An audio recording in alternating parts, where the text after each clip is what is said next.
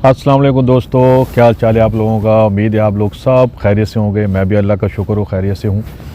तो दोस्तों आज नई वीडियो के अंदर एक नई बीमारी का इलाज लेके आया हूँ और यह भी इंशाल्लाह आपको पिछली वीडियो की तरह बहुत ही अच्छी लगेगी आपको वीडियो और बहुत सारे लोग जो हैं उनको राहत मिलेगी, उनको बीमारी से शिफा मिलेगी।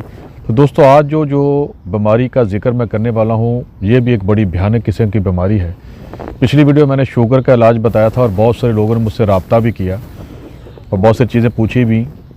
तो लोग बड़े खुश हुए कि बहुत ही सस्ता और आसान इलाज है और इंशाल्लाह इससे शुगर हमारी ठीक होगी। मैं कि इंशाल्लाह होगी। तो उसमें ये चीज़ दोस्तों याद रखें, उसमें मैंने देसी अंडे का जिक्र किया है पिछली वीडियो के अंदर। तो बराए मेहरबानी अंडा देसी होना चाहिए, जो आपको यकीन हो कि ये देसी है। अगर आप इंडिया, पाकिस्तान, बांग्लादेश, नेपाल वगैरह में रहते हैं तो वहाँ तो आपको यकीन होगा कि कहीं ना कहीं से देसी अंडा मिल जाएगा। लोगों ने मुर्गियाँ वगैरह रखी होती हैं। जो लोग यूरोप, अमेरिका, ऑस्ट्रेलिया वगैरह दूसरे मुल्कों में रहते हैं तो वो बाज़ार जाते हैं, तो बाज़ार के अंदर जाते हैं, वहाँ लिखा आता है ऑर्गेनिक एग लिखा होता है या ब्राउन एग्स लिखा होता है। अब ये पता नहीं कि वो वाकई ही देसी हैं कि नहीं। तो दोस्तों ये नुस्खा तो 100% ठीक है, मगर अंडे का मसला है कि अंडा जो है ना, प्लीज़ आप कहीं से कोई यानी कि सही देसी अंडा आपको मिल जाए तो आप यकीन करें ये आपको फ़ायदा होगा और आपको शुगर से आपकी जान छूट जाएगी। चलो दोस्तों, वो पुरानी वीडियो थी, उसमें लोग मुझे कॉलिंग कर रहे थे, तो मैंने कहा थोड़ा सा बता दूँ कि अंडा प्लीज़ जो है ना उसके अंदर कॉम्प्रोमाइज़ नहीं करना। आप लोगों ने कहीं से थोड़ा सा मेहनत करके कहीं से ले आए आप। अच्छा दोस्तों, आज जो वीडियो है ये गुर्दों की बीमारी के बारे में है। गुर्दे अगर आपके या किसी के भी, अल्लाह ना करे, उसमें पथरी है या उसमें इन्फ्लामेशन है, हत्ता कि यूरिटर जो होता है जहाँ से यानी कि पेशाब बन के गुर्दे से जहाँ से निकलता है और मसाने में आता है उसको यूरिटर बोलते हैं, उसमें इन्फेक्शन है, उस यानी कि गुर्दे से लेके और पेशाब बाहर आने तक कहीं भी बीच के अंदर किसी भी लाइन के अंदर कोई मसला है तो इंशाल्लाह ताला वो ठीक हो जाएगा। तो दोस्तों ये भी मेरे बुज़ुर्गों के एक जानने वाले थे, एक हकीम थे बहुत बड़े। तो दोस्तों वो फ़ी सबीलिल्लाह यानी कि मुफ्त इलाज करते थे गुर्दों के बीमारी के लिए, और जो उनको कुछ दे जाता था पैसे वैसे उस ज़माने में, जो पुरानी बात है, जो एक आना दो आने या 25 पैसे 1 रुपया को दे जाता था तो रख लेते थे, वरना किसी से मांगते नहीं थे। तो मेरे क्योंकि दादा परदादा सब हकीम थे, मेरे वालिद साहब तो नहीं थे, तो उनके दोस्त भी हकीम होते थे, तो मैं बचपन में उनके साथ को वक़्त गुजारा करता था। तो मुझे याद है कि वो हकीम साहब जो थे ये जो नुस्खा था उनके पास, वो चाहते थे कि यार ये अमानत है मेरे पास, तो मैं ये चाहता हूँ कि किसी को दे दूँ ताकि वो गरीबों का या बेचारे जो बीमार लोग हैं उनका इलाज होता रहे, और मैं इससे पहले कि दुनिया से चला जाऊँ ये राज मैं कब्र में नहीं ले जाना चाहता। तो बहरहाल उन्होंने बताया और ये मुझे मेरे बुज़ुर्गों से पता चला, तो आपको मैं बता देता हूँ। हुआ ये ऐसा कि मेरे बुज़ुर्ग जो थे वो बताते हैं कि वो हकीम साहब जो थे उनके पास एक मरीज़ आया, कोट का रहने वाला था पाकिस्तान।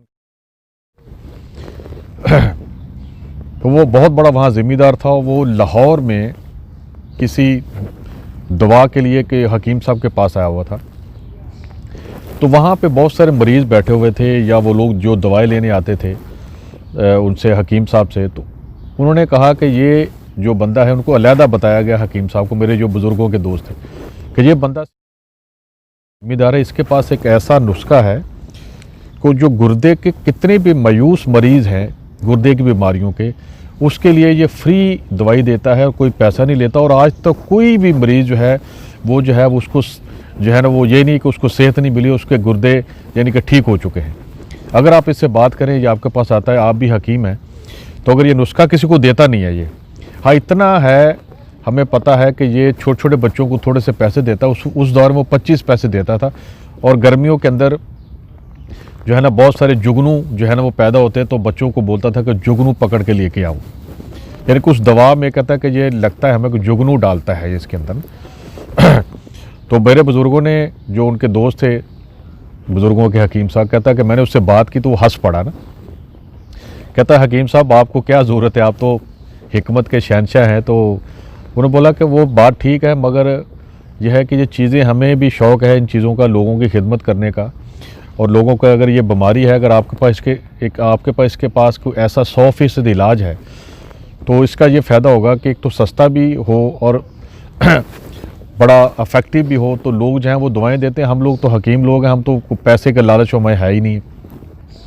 तो आप अगर बता देंगे तो आपकी मेहरबानी होगी। तो दोस्तों ये नुस्खा उस ज़िम्मेदार ने बताया,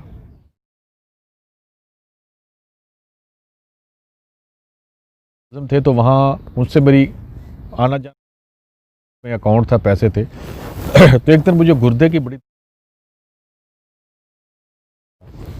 तो मुझे हल्की हल्की दर्द हो रही थी, तो मैं यहाँ बार बार हाथ रख रहा था ना।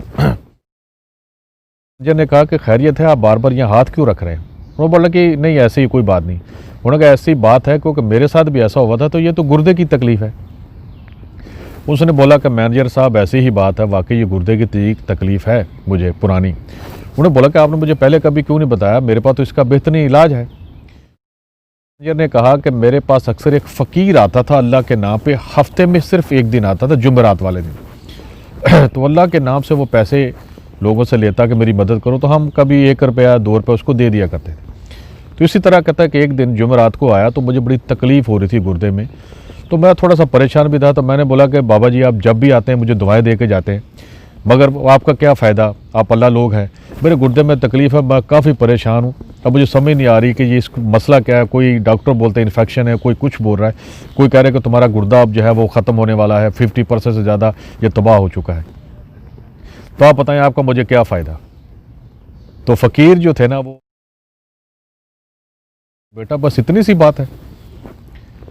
अब वो कहता है कि मैं बड़ा खुश हुआ कि बाबा जी के लिए इतनी सी बात है, और मुझे हैरानगी भी हुई कि ये कोई उसके लिए मसला ही नहीं है। कहता बेटा कोई फ़िक्र करने की ज़रूरत नहीं, गुर्दा कितना भी ख़राब हो, पथरी हो, इन्फेक्शन हो, वर्म हो, कुछ भी हो, उसका मैं तुम्हें एक नुस्खा बताता हूँ बेटा। अब तुम बाज़ार जाओ, वहाँ से हींग लेनी है। हींग आपने अक्सर ये देखी होगी हींग, और सुना भी होगा बाज़ लोगों ने। तो इसके अंदर स्मेल बहुत तेज़ होती है इसकी ना। तो कहता है कि चने के बराबर उसको आपने ले लेना है, जो चना होता है ना छोटा सा, उसके बराबर हींग लेनी है। तो उसके अंदर 2 जुगनू जो हैं, ये जो बाज़ार फिरते रहते हैं, जगमगाते रहते हैं, कहते 2 जुगनू लेके अब उस हाथ के ऊपर आपने चने के बराबर हींग लेनी है। तो उसके अंदर 2 जुगनू डालने और उसको इस तरह मसल लें। मसलने के बाद वो दोनों जुगनू उसके अंदर मिक्स हो जाएंगे, और वो 2 जुगनू जो है वो हींग समेत उसके अंदर मिक्स जब हो जाएं, तो आपने क्या करना है कि उसको मुंह में रख के तो पानी के साथ आपने उसको खा लेना है। और ये सुबह, दोपहर और शाम ये करना है, तो तुम बेटा ठीक हो जाओगे।